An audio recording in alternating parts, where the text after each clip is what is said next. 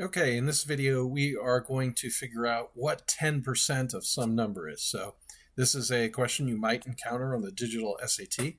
So this first one we have, what is 10% of 250?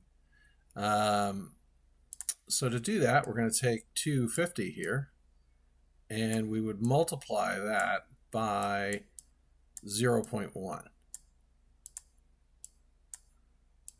So when we get 1 times 0 is 0, 1 times 5 is 5, and then 1 times 2 is 2, and we place the decimal point here.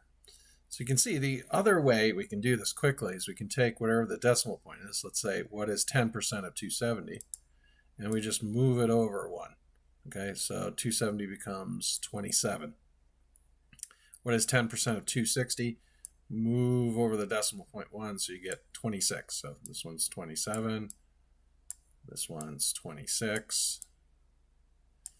You can also do this via Desmos. So if I go to Desmos here, search for Desmos graphing calculator, which is desmos.com/calculator.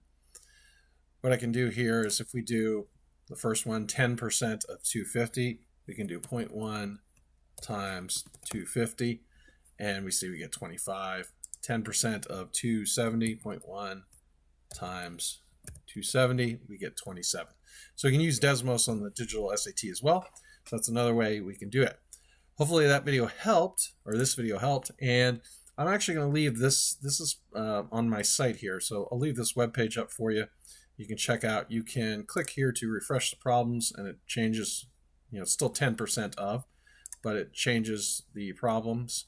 I'll probably go complex and make one. What's 30%? What's 20% of something? But right now, if you're focusing on what's 10% of some number, it's good practice. Anyways, thanks for watching this video. Hope to see you in the next one. Have a great day. Bye.